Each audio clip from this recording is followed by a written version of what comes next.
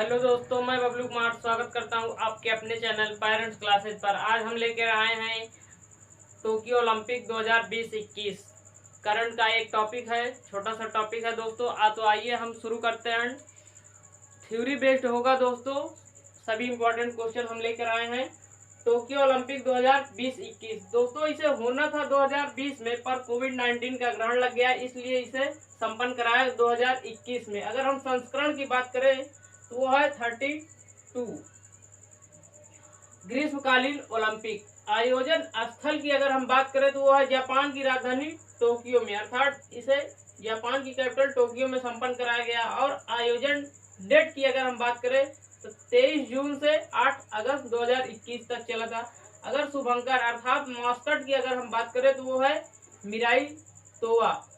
और मोटो की अगर हम बात करें दोस्तों तो वो है यूनाइटेड बाय इमोशन। और ध्वजवाहक की अगर हम बात करें तो प्रारंभ में ध्वजवाहक थी मैरी कॉम एवं मनप्रीत सिंह। और ध्वजवाहक समापन कार्यक्रम की अगर हम बात करें दोस्तों तो वो थे बजरंग पुनिया। अगर आदर्श वाहक टोक्यो ओलंपिक के आदर्श वाहक की बात करें हम दोस्तों तो सीटीएस, आरटीएस, फोर्टियस एवं कंप्यूनिटर। दोस्तों सीटीएस, आरटीएस, फोर्टियस ये तीनों सब पहले से ही थे। टोक्यो ओलंपिक 2020-21 में कंप्यूनिटर शब्द को जोड़ा गया एवं 4 नए खेल भी जोड़े गए। पहला खेल है स्केटबोर्ड, दूसरा है सर्फिंग, तीसरा है कराटे, चौथा है स्पोर्ट क्लाइंबिंग। अगर हम टोक्यो ओलंपिक थीम सॉन्ग की बात करें दोस्तों तो लक्ष्य तेरा सामने है, जिसको गाया था मोहित चौहान ने। और अगर अंतरराष्ट्रीय ओलंपिक समिति की बात करें तो इसकी स्थापना 23 जून 1894 में हुई थी एवं इसका हेडक्वार्टर है ल्यूसाने, स्विट्जरलैंड में। और अगर अध्यक्ष की बात करें दोस्तों तो वो है थॉमस बॉक, जो जर्मनी के निवासी हैं। इसीलिए दोस्तों 23 जून को मनाया जाता है ओलंपिक दिवस। और भारतीय ओलंपिक संघ की अगर बात करें तो इसकी स्थापना 1927 में हुई थी। हेडक्वार्टर नई दिल्ली में है एवं अध्यक्ष इसके वर्तमान नरेंद्र बत्रा जी हैं। और वर्तमान खेल मंत्री दोस्तों इस समय अनुराग ठाकुर हैं। अगर हम अगले ओलंपिक की बात करें कि अगला ओलंपिक कहाँ होगा तो वो है 2024 में होगा, फ्रांस की राजधानी पेरिस में। और संस्करण कौन सा होगा? 33।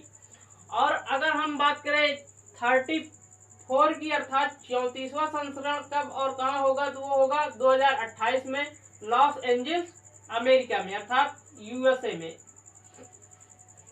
आइए अब हम इस पर चर्चा करते हैं कि इनके जो भारत के खिलाड़ी गए थे, कौन कौन से खिलाड़ी कौन कौन से पदक जीत कर आए हैं और पदक तालिका में कौन पहले स्थान पर रहा और अपने देश अर्थात भारत की स्थिति क्या रही। तो आइए देखते हैं। तो आइए दोस्तों देखते हैं पदक तालिका एवं भारत के पदक विजेताओं के नाम। तो पदक तालिका में दोस्तों पहले पायदान पे रहा यूएसए 113 पदक के साथ, जिसमें से 39 गोल्ड था। और दूसरे स्थान पे रहा चीन 88 पदक के साथ, जिसमें से 38 गोल्ड था दोस्तों। और तीसरे पायदान पर जापान था, जिसमें से 58 पदक था, जिसमें से 27 गोल्ड था। अगर भारत की बात की जाए अर्थात शेर हिंदुस्तान की बात की जाए दोस्तों तो ये अपना देश 48 स्थान पे रहा, जिसमें से कुल 7 पदक जीते हैं भारत के खिलाड़ियों ने, जिसमें से 1 गोल्ड था, 2 सिल्वर था और 4 ब्रॉन्ज था, अर्थात 1 2 का 4, अर्थात जोड़ेंगे इसको तो 7 होगा। तो अपना देश याद रखिएगा जरूर दोस्तों, 48 स्थान पे था, जिसमें से 1 गोल्ड, 2 सिल्वर और 4 ब्रॉन्ज था। और भारतीय खिलाड़ी जिन्होंने पदक जीता, अगर हम उनके नाम की चर्चा करें या उनकी चर्चा करें तो भारत ने कुल 1 ही गोल्ड जीता था, जो थे नीरज चोपड़ा।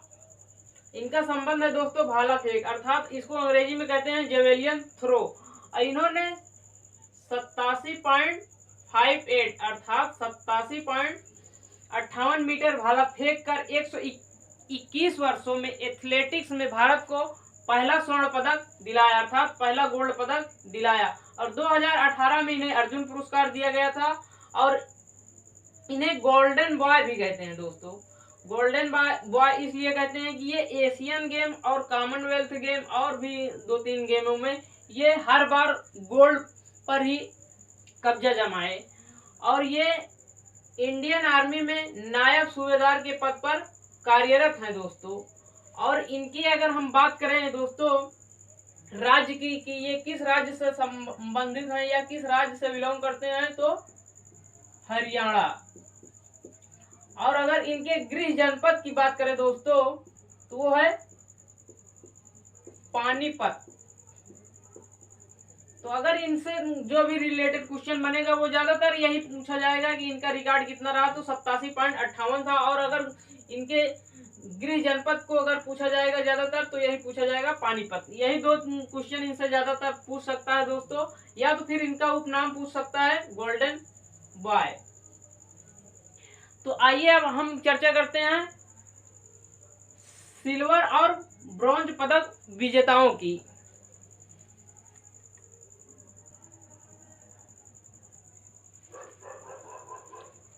तो आइए दोस्तों अब हम देखते हैं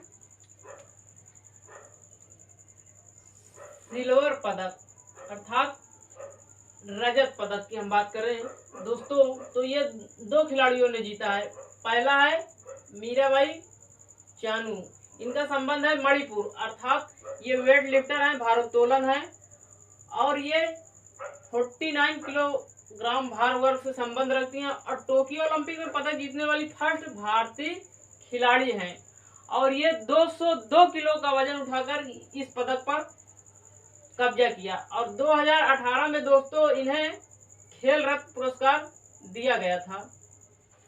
अगर हम दूसरे खिलाड़ी की बात करें तो वो हैं रवि कुमार दहिया, ये भी वेट लिफ्टर है अर्थात भारोत्तोलन है और इनका संबंध है 57 किलोग्राम भार वर्ग से बिलोंग करते हैं। अगर हम ब्रॉन्ज मेडल की बात करें तो दोस्तों भारत के 4 खिलाड़ियों ने ब्रॉन्ज मेडल जीता था। अगर पहले नंबर की बात करें तो वो है भारतीय पुरुष हॉकी टीम, 41 वर्षों बाद टोक्यो ओलंपिक में जर्मनी को हराकर दोस्तों कांस्य पदक पर कब्जा किया। इसके पहले भारतीय पुरुष हॉकी टीम ने 1980 में मॉस्को रूस में हुए ओलंपिक में गोल्ड पदक जीता था और अब तक भारतीय पुरुष हॉकी टीम ने दोस्तों 8 गोल्ड जीत चुकी है। और 2020 में अगर टोक्यो ओलंपिक में अगर हम बात करें कि हॉकी का जो प्रतियोगिता हो उसमें कौन विजेता रहा गोल्ड पर, तो वो है बेल्जियम, अर्थात गोल्ड इसमें जीता था बेल्जियम ने। अगर हम दूसरे पदक ब्रॉन्ज के दूसरे पदक विजेता की बात करें तो वो है लवलीना बोरगोहेन, ये इनका संबंध है असम राज्य से बिलोंग करती हैं। और खेल की अगर हम बात करें तो वो है बॉक्सिंग, मुक्केबाजी।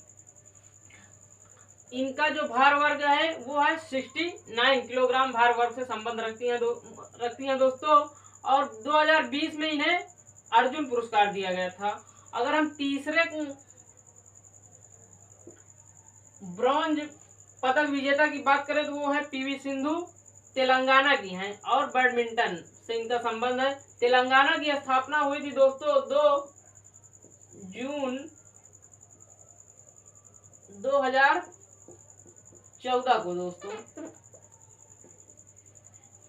और चौथे पदक विजेता की बात करें अगर ब्रॉन्ज की तो वो है बजरंग पुनिया, इनका संबंध है दोस्तों कुश्ती से। और बजरंग पुनिया टोक्यो ओलंपिक जो समापन हुआ था उसके ये ध्वजवाहक थे, भारत के ध्वजवाहक थे दोस्तों। तो आइए हम अब चर्चा करते हैं कुछ टोक्यो ओलंपिक के अन्य महत्वपूर्ण प्रश्नों पर जो पहली बार क्वालिफाई हुए थे, उन पर हम नजर डालते हैं एक। तो आइए देखते हैं दोस्तों हम टोक्यो ओलंपिक में क्वालिफाई करने वाले भारत के प्रथम या महिला या पुरुष जो किसी भी प्रतियोगिता में पहली बार क्वालिफाई हुए हैं। अर्थात देखते हैं 4-5 क्वेश्चन है दोस्तों ये। टोक्यो ओलंपिक में क्वालिफाई करने वाली पहली भारतीय नाविका की अगर हम बात करें तो वो है दोस्तों नेत्रा कुम्मनन। और अगर हम अगले प्रश्न की ओर बढ़ते हैं तो टोक्यो ओलंपिक में क्वालिफाई करने वाले पहले भारतीय तैराक तो वो है साजन प्रकाश। और अगर टोक्यो ओलंपिक में क्वालिफाई करने वाली प्रथम भारतीय तैराक की बात करें महिला में दोस्तों तो वो है माना पटेल। अर्थात मेल में तो साजन प्रकाश है और फीमेल में माना पटेल है दोस्तों। और टोक्यो ओलंपिक में क्वालिफाई करने वाली पहली भारतीय तलवारबाज की बात करें दोस्तों तो वो है भवानी देवी। और अगले प्रश्न की ओर अगर हम बढ़े तो वो है टोक्यो ओलंपिक में क्वालिफाई करने वाली प्रथम भारतीय घुड़सवार तो वो है फवाद मिर्जा।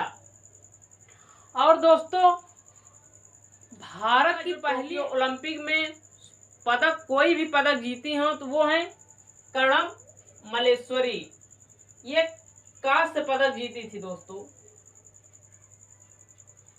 वो भी सन 2000 में सिडनी ओलंपिक में। और हाल ही में इन्हें दिल्ली खेल विश्वविद्यालय का पहली महिला कुलपति बनाया गया है। और इनका गृह राज्य है दोस्तों एपी अर्थात आंध्र प्रदेश।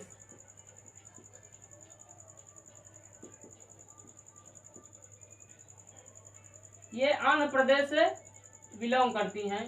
और ये थी क्या जो मीराबाई चानू थी अर्थात वेट लिफ्टर भारोत्तोलन।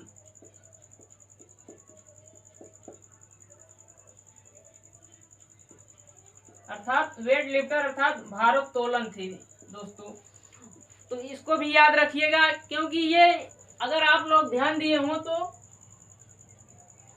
यूपी बीएड एंट्रेंस एग्जाम 2021 में ये क्वेश्चन पूछा था कि ओलंपिक पदक में जीतने वाली प्रथम भारतीय महिला तो वो थी कर्णम मल्लेश्वरी। अर्थात ये भारोत्तोलन से संबंध है इनका। आंध्र प्रदेश इनका गृह जनपद है। सन 2000 में सिडनी ओलंपिक में इन्होंने कांस्य पदक जीता था दोस्तों।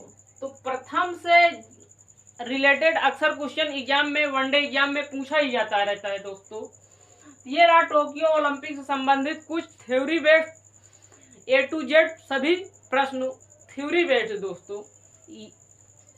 तो ये वीडियो अगर आपको अच्छा लगा है, हेल्पफुल लगा है तो आप इसे लाइक करें, शेयर करें और चैनल को सब्सक्राइब करें। हम मिलेंगे किसी अगले वीडियो में अगले टॉपिक के साथ। तब तक के लिए आप स्वस्थ रहिए, मस्त रहिए और अपने सपनों को पूरा करने में दिन रात व्यस्त रहिए दोस्तों। इस वीडियो पर इस टॉपिक पर टोक्यो ओलंपिक के टॉपिक पर मैं 30 दिन में इस टॉपिक पर अर्थात टोक्यो ओलंपिक 2020-21 के टॉपिक पर 30 दिन में हम आपसे 100 लाइक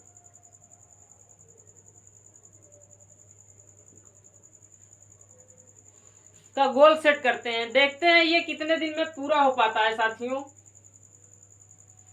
या कितनी जल्दी आप लोग इसे अचीव कर लेते हैं। तो हम मिलेंगे किसी अगले टॉपिक में। तब तक के लिए चलते चलते एक शायरी हो जाए दोस्तों कि सोचता हूँ कौन सी शायरी सुना दूं आज। चलिए सुना ही देते हैं आज। कि न जाने हमारी इश्क की दुनिया कहाँ तक है, कि न जाने हमारी इश्क की दुनिया कहाँ तक है, वहीं तक देख सकता है हर कोई जिसकी नज़र जहाँ तक है। Thanks for watching this video.